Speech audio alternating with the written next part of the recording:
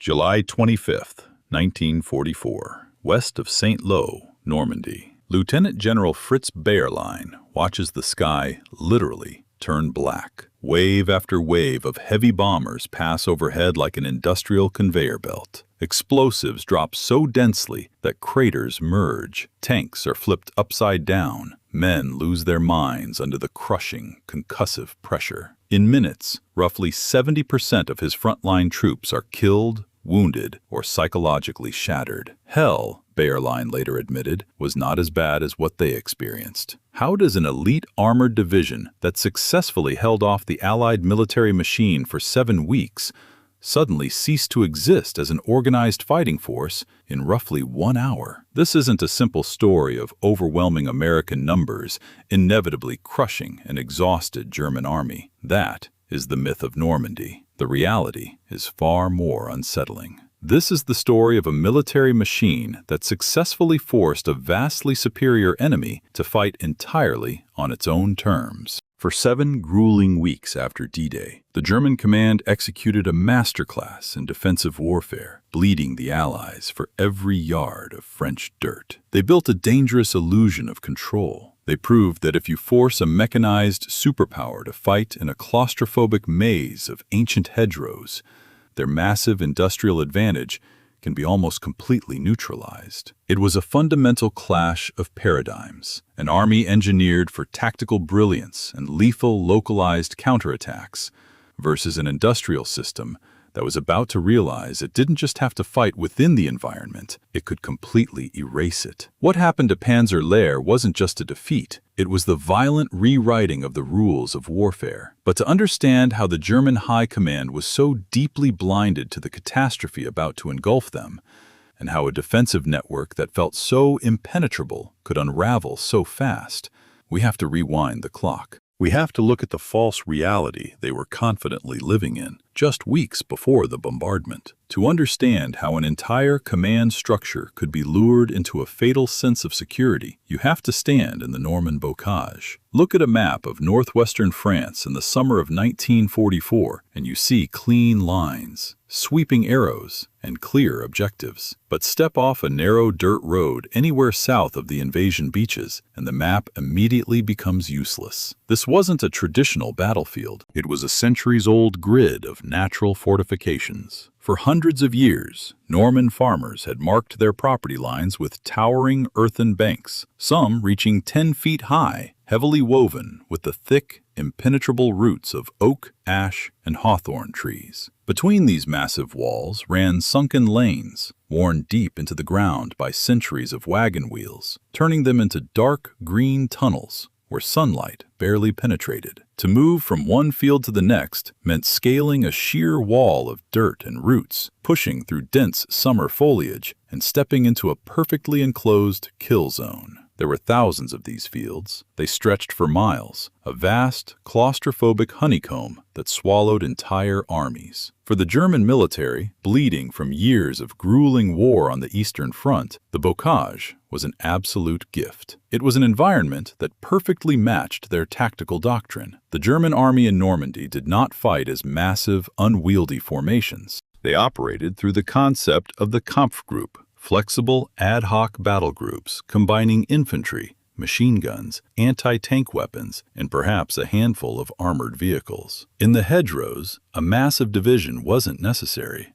A single platoon of experienced Panzer Grenadiers dug into the corners of a Norman pasture could hold up an entire American battalion for a day. They didn't defend every hedgerow. They turned them into interlocking traps. A heavy MG-42 machine gun would be positioned to fire diagonally across a field, creating a deadly crossfire. Mortars were precisely pre-registered on the exact spots where American infantry would inevitably take cover, and carefully hidden within the thickest brush, holding their fire until the absolute last moment were the anti-tank crews. This is where the grand strategic math of the Second World War violently broke down. The Allies had crossed the English Channel with a material superiority that should have dictated a rapid, overwhelming victory. They possessed thousands of tanks, complete control of the skies, and a logistical pipeline capable of delivering mountains of artillery shells every hour. But the bocage neutralized almost all of it. American armor, the vaunted Sherman tanks, found themselves trapped in a nightmare. They couldn't drive through the thick earthen banks. If a tank tried to climb over a hedgerow, its nose thrust into the sky, exposing the thinly armored underbelly to a hidden German infantryman waiting patiently with a Panzerfaust. It was a death sentence. Furthermore, the immense Allied air power was suddenly stripped of its primary advantage. Fighter bombers, circling overhead,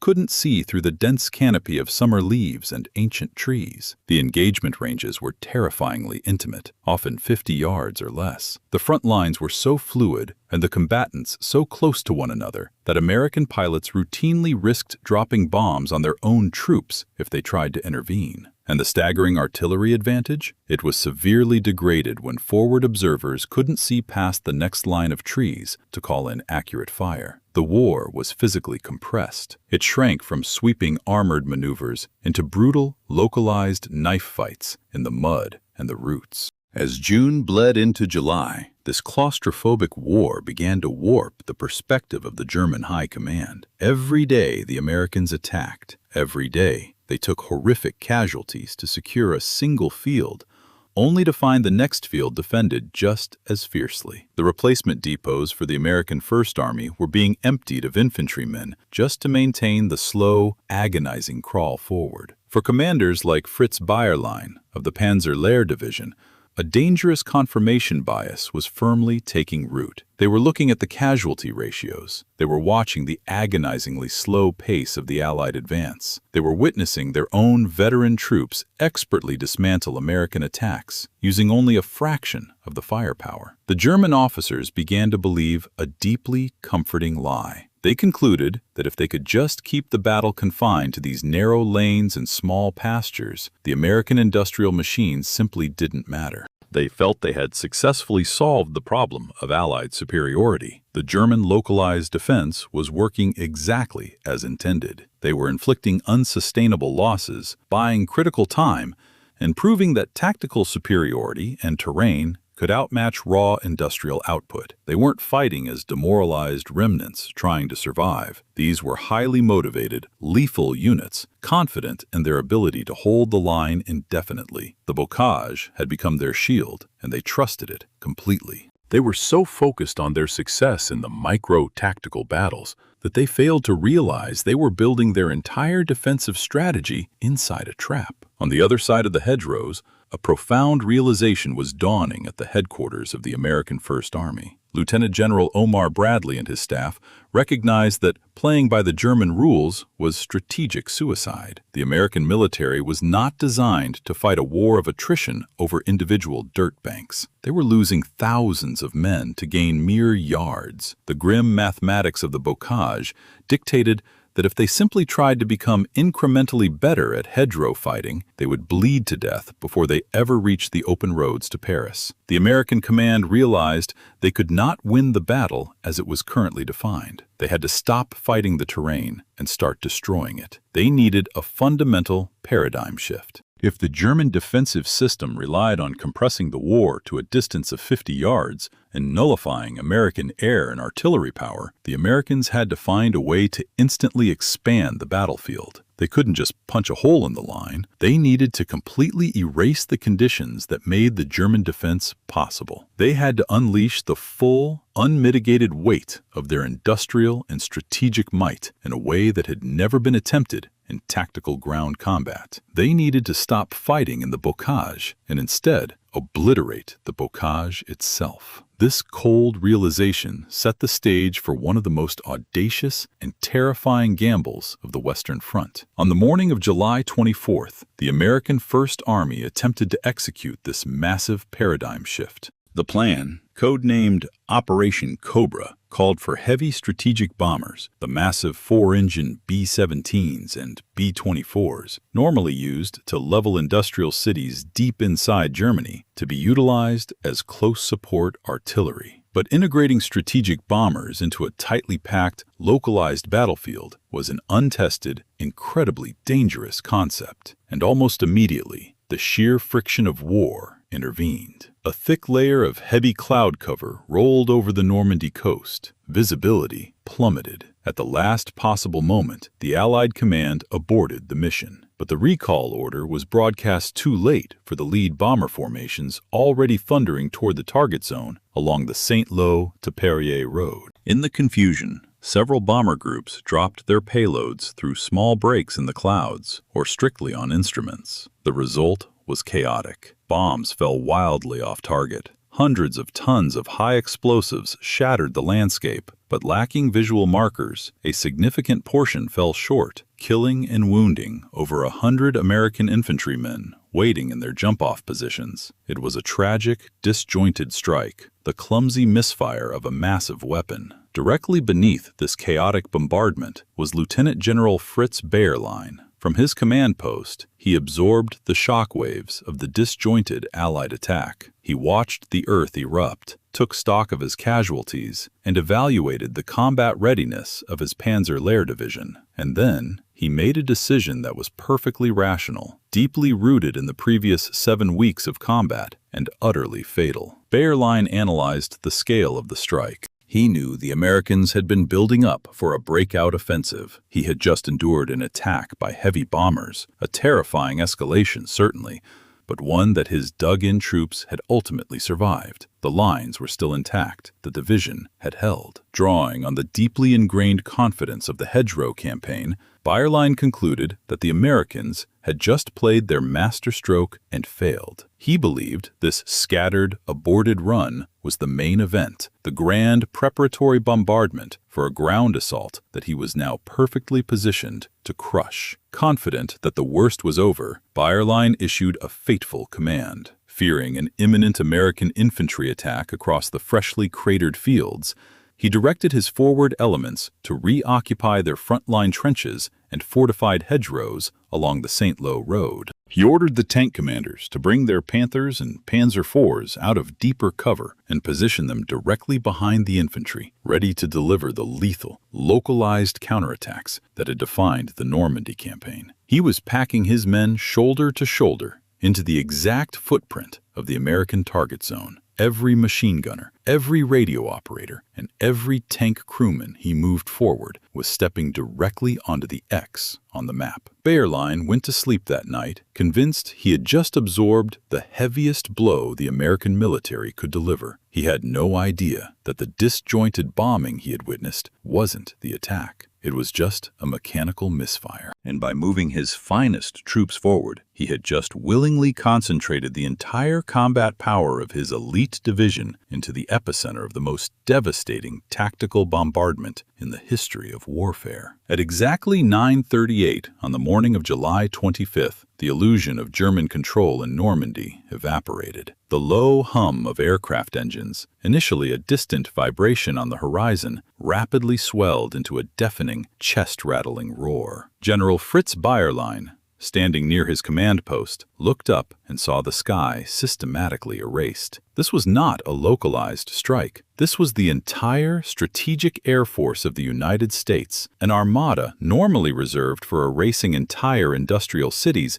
deep within the German homeland, now concentrated onto a tiny strip of French farmland. Over 1,500 four-engine heavy bombers, B-17 Flying Fortresses, and B-24 Liberators darkened the sun, flying in tight, endless formations. Behind them came hundreds of medium bombers, and behind those, swarms of fighter bombers. In total, nearly 3,000 aircraft were converging on a target box merely 3 miles wide and 1 mile deep. And directly inside that box, packed tightly together because of Bayerlein's fatal miscalculation the day before, was the core fighting strength of the elite Panzer Lehr Division. When the first payloads deployed, the Earth did not simply shake, it liquefied. More than 4,000 tons of high explosives blanketed the narrow corridor. The bombing was so intensely concentrated that individual explosions were indistinguishable from one another. It was a continuous, rolling earthquake. Earthen hedgerows that had stood for centuries were instantly vaporized. The concussive pressure waves were so immense that 40-ton Panther tanks were physically lifted from the ground and flipped upside down like children's toys. Turrets were torn from their chassis by the sheer vacuum of the blasts. Infantrymen deeply entrenched in heavily fortified dugouts found no protection. The crushing atmospheric pressure collapsed their lungs and shattered their eardrums without a single piece of shrapnel touching them. Men simply lost their minds, wandering aimlessly through the churning dust, their weapons abandoned, utterly, completely broken by the overwhelming sensory violence. But the true catastrophe for Panzer Lehr was not just the physical destruction of its men and machines. It was the instantaneous annihilation of its nervous system. In modern warfare, an armored division is only as lethal as its ability to communicate. Within the first 10 minutes of the bombardment, every single telephone wire was severed, radio antennas were snapped or buried under tons of displaced earth. Command bunkers collapsed, burying the officers inside. A regiment suddenly had no idea where its battalions were. Battalions could not coordinate with their companies. Artillery batteries were either obliterated or completely cut off from their forward observers. Fritz Bayerlein, a combat veteran who had survived the harshest campaigns of the Eastern Front and the deserts of North Africa, was suddenly paralyzed. He was no longer a general commanding an elite mechanized force. He was just a man trapped in a hole, surrounded by a suffocating cloud of pulverized dirt, completely blind to the battlefield. He could not issue orders because there was no one left to receive them. He could not request reinforcements because his radios were dead. In the span of a single hour, Panzer Lehr did not just suffer heavy casualties. It ceased to function as a biological and mechanical system. The division had been structurally deleted from the German order of battle. Yet, when the bombing finally ceased and the massive dust cloud began to drift over the shattered landscape, the American breakthrough did not happen instantly. And this is where the deep psychological scars of the Normandy campaign revealed themselves. When the infantry of the American 7th Corps stepped off their start lines to advance into the cratered moonscape, they did not charge forward in a triumphant wave. They crept. They hesitated. They moved with an agonizing, almost paralyzing caution. For 7 weeks, the American riflemen had been conditioned by the brutal reality of the bocage. They had learned, through the loss of thousands of friends, that no field was empty, no hedgerow was safe, and the German army was never truly dead. They simply could not believe that the bombardment had killed everything in front of them, and in a terrifying testament to German discipline, they were partially right. Amidst the apocalyptic destruction, isolated pockets of German survivors, deafened, bleeding from the nose, and half buried in the dirt, dragged themselves to their MG-42 machine guns and began to fire. A single surviving anti-tank gun, hidden beneath the root system of a shattered oak tree, could still destroy a Sherman tank. Because of this deeply ingrained trauma, the American infantry treated every crater as a potential bunker. They stopped to systematically clear every ruined hedgerow. They called for artillery support on targets that were already pulverized. By the evening of July 25th, the American advance was measured in mere fractions of a mile. The grand, mechanized breakout that the Allied commanders had envisioned looked suspiciously like the same slow, bloody crawl they had endured for nearly 2 months. The German defensive doctrine, even in its death throes, still exerted a powerful psychological grip on the battlefield. It seemed, for a brief moment, that the sheer friction of the bocage might actually absorb the greatest tactical bombing raid in history. But the American command recognized the danger of losing momentum. They understood that the infantry's caution, while completely rational, was going to allow the German army time to rebuild a defensive line. On the morning of July 26th, the second day of Operation Cobra, the Americans fundamentally changed the mechanics of their advance. They stopped trying to fight through the hedgerows on foot and shifted to a radically new paradigm of mechanized violence. The catalyst for this shift was not a massive new bomber fleet or a secret weapon from a laboratory. It was a crude, brutal piece of battlefield engineering known as the Rhino. American mechanics had taken the heavy steel girders from the anti-invasion obstacles the Germans had planted on Omaha Beach, cut them down with acetylene torches, and welded them into jagged, forward-facing tusks on the front of Sherman tanks. It was a simple, incredibly violent solution to the central problem of the Normandy campaign. Before the Rhino, an American tank encountering a hedgerow had to either drive down the sunken lanes where anti-tank guns were waiting, or attempt to climb over the bank, exposing its unarmored belly to a fatal Panzerfaust strike. Now, the dynamic completely inverted. A Rhino-equipped Sherman did not climb. It backed up, revved its massive aviation engine, and slammed into the earthen wall at full speed. The welded steel tusks violently bit into the ancient dirt and thick hawthorn roots, anchoring the front of the tank. Then, utilizing sheer mechanical horsepower, the Sherman sheared straight through the bank, bursting through the foliage and bringing a wall of dirt and roots with it. The tactical implications were immediate and devastating for the German defenders. The intricate system of pre-registered mortar zones and carefully sighted machine gun crossfires relied entirely on predicting where the Americans would enter a field. Suddenly, the Americans were not using the gates or the roads. They were literally tearing their own doors through the walls. German anti-tank crews,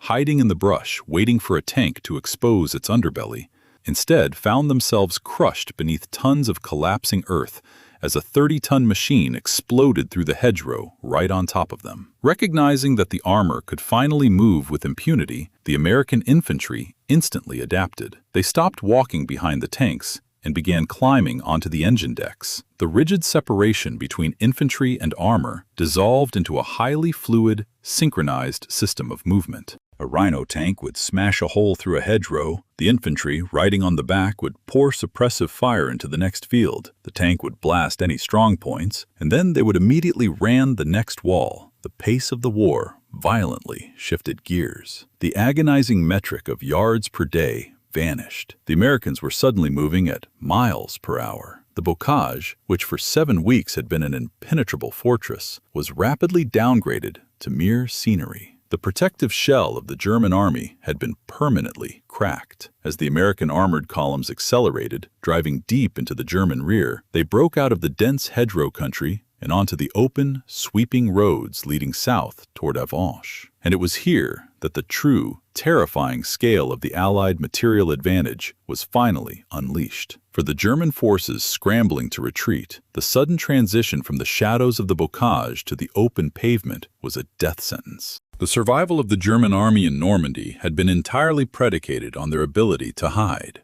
As long as they were tucked beneath the dense summer canopy, the Allied air forces were virtually blind. But now, forced to move rapidly to avoid being encircled by the surging American armor, the German columns had to drive in broad daylight. The sky above them was completely uncontested. Squadrons of American P-47 Thunderbolts and British Hawker Typhoons, which had been waiting for weeks for targets to present themselves, descended on the retreating columns. Near the town of Rancy, the fleeing remnants of the German left flank, including elements of the elite 2nd SS Panzer Division, Das Reich, found themselves trapped in a massive, terrifying bottleneck. The roads converging on Rancy became choked with a chaotic mixture of heavy armor, half-tracks, stolen civilian cars, and horse-drawn artillery. It was a massive, congested mechanical artery, paralyzed by its own density. Fritz Langanke, a Panther tank commander in the Das Reich division,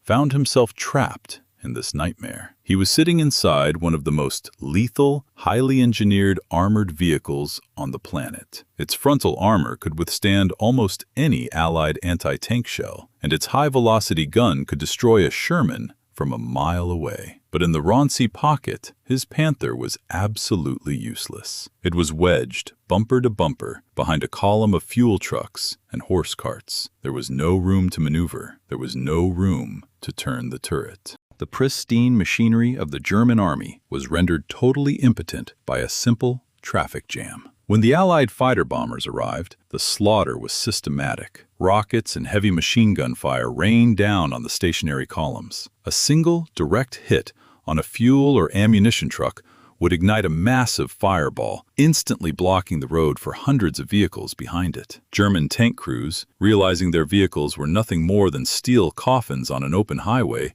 were forced to make agonizing decisions. They rigged their own pristine Panthers and Panzer IVs with explosive charges, destroying millions of Reichsmarks worth of irreplaceable heavy armor simply because they could not drive them forward or backward. The attrition was catastrophic. The Das Reich Division lost vast quantities of its armored strength in the Ronsi pocket, not in glorious tank-on-tank duels, but abandoned in ditches or shattered from the sky while sitting completely still.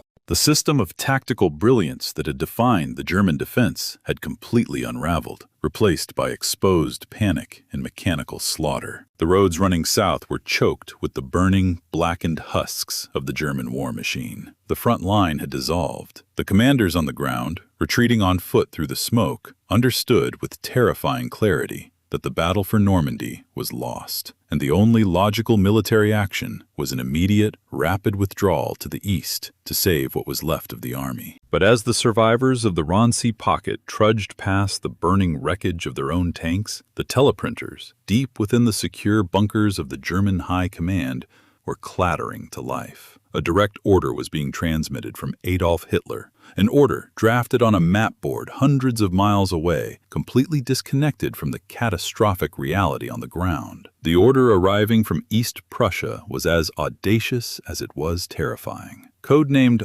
Operation Lüttich, the directive demanded a massive counter-offensive. On the pristine strategic maps of the High Command, the logic seemed flawlessly seductive. The American breakout had funneled General Patton's forces through a fragile bottleneck at Avranches. It was a logistical windpipe just 20 kilometers wide. Hitler traced a short, aggressive line straight west through the town of Mortain to the sea. Punching an armored force through that narrow corridor would instantly sever American supply lines, isolate Patton's entire army, and collapse the Allied momentum in a single stroke. On paper, it looked like operational brilliance, but the generals actually standing in the ashes of Normandy read the orders with mounting horror. The High Command was demanding they pull their few remaining panzer divisions, the battered remnants that had barely survived the open roads, and hurl them westward. German field commanders knew exactly what this meant. They had just witnessed the lethal mathematics of Allied air superiority. To assemble a concentrated strike force and send it down open highways under skies completely dominated by American P-47 Thunderbolts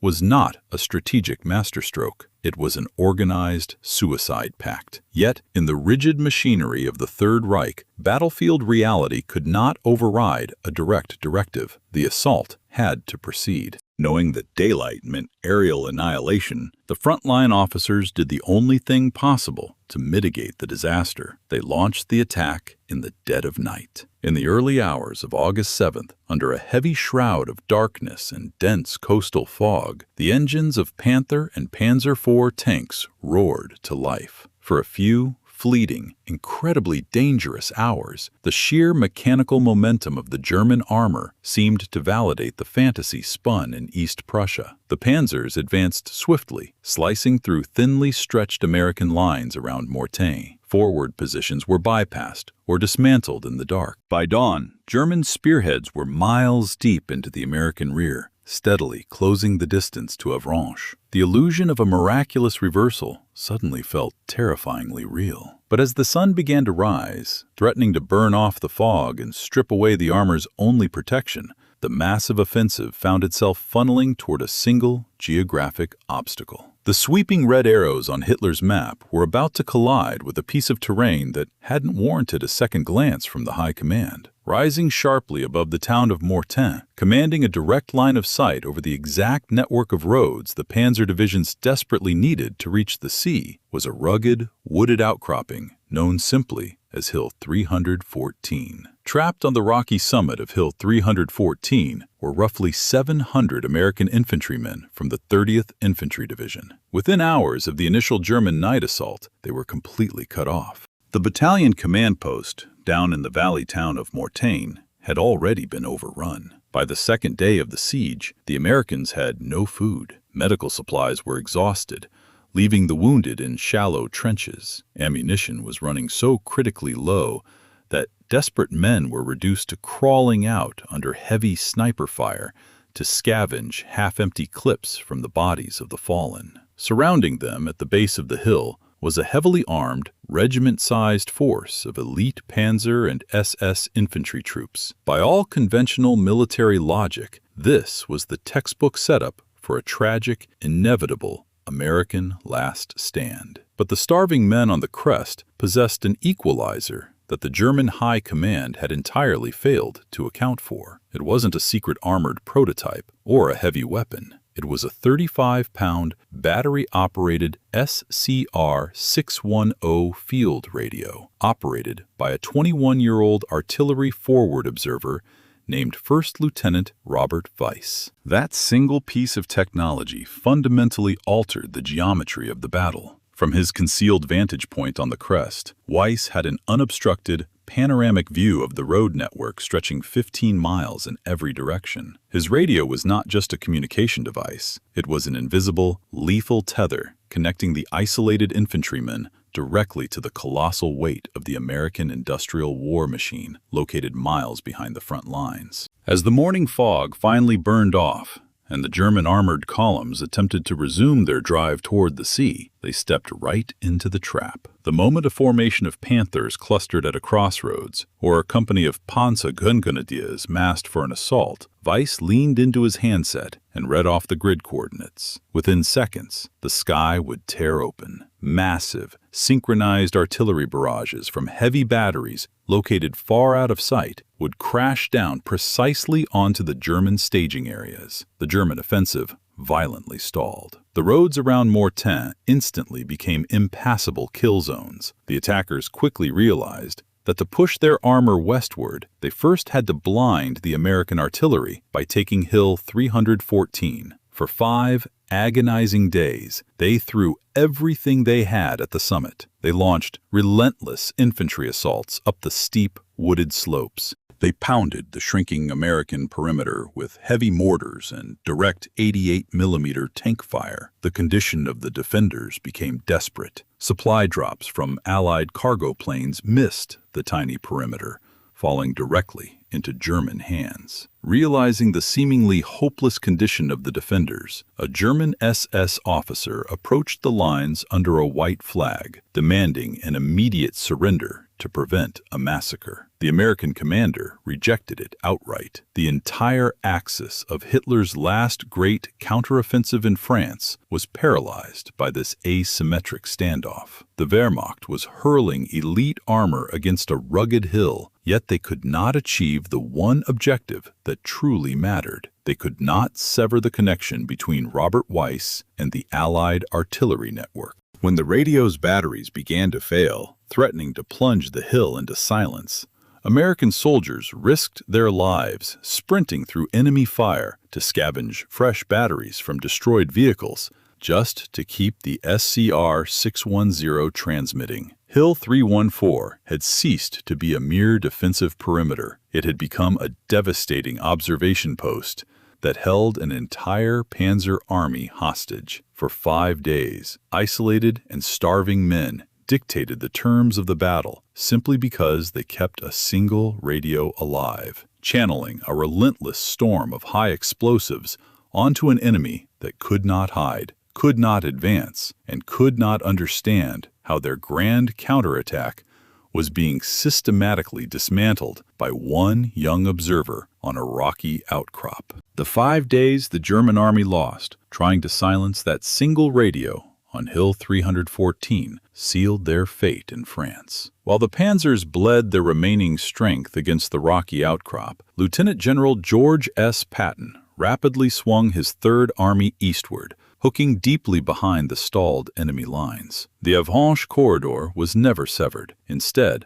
by thrusting their armor westward and stalling, the German High Command willingly placed its own neck into a massive noose, setting the stage for the devastating Falaise pocket. The Wehrmacht's ability to restore a coherent front in France was permanently destroyed. This catastrophic collapse reveals the true narrative of the campaign. The German military did not shatter because they suddenly forgot how to fight. Right until the end, isolated units remained fiercely disciplined and tactically lethal. They collapsed because, for 7 grueling weeks, the bocage had acted as an artificial shield. It physically compressed the battlefield, shrinking the war down to an intimate, localized scale, where German combat experience could still compete with American numbers. The dense hedgerows and sunken lanes had successfully hidden them from the terrifying weight of their enemy. Operation Cobra didn't just punch a hole in their defenses, it completely eradicated that protective environment. Once the war was forced out of the shadows and onto the open roads, a fundamentally new system took command. German tactical superiority was instantly consumed by the American industrial machine, a system capable of modifying hundreds of tanks overnight, directing pinpoint artillery from a single portable radio, and fielding thousands of aircraft with absolute impunity. When General Fritz Bayerlein stood west of St. Lo on the morning of July 25th and watched the sky turn black with bombers, he believed he was enduring a massive, localized strike. He didn't realize he was looking at a completely new reality. The true horror wasn't just the explosives raining down on his elite Panzer Lehr Division. It was that the blackened sky was merely the visible edge of an overwhelming industrial conveyor belt. It was a mechanized system against which an elite armored division could perhaps still win a single firefight in the mud, but could no longer dictate the shape of the war. Ultimately, the catastrophic collapse of the German defense in Normandy stemmed from a fatal failure of imagination. For 7 grueling weeks, the High Command believed they were winning simply because they had dragged their enemy into the mud. But the moment the sky above St. Lo turned black, that comforting illusion was incinerated. When General Fritz Bayerlein looked up from the ashes of Panzer Lehr, the true terror he faced wasn't just the physical annihilation of his elite division, but the sudden, crushing realization of what that roaring horizon actually meant. Germany had awakened a ruthless industrial superpower, a mechanized system that had permanently rewritten the rules of warfare, and one that would simply erase the battlefield all the way to Berlin.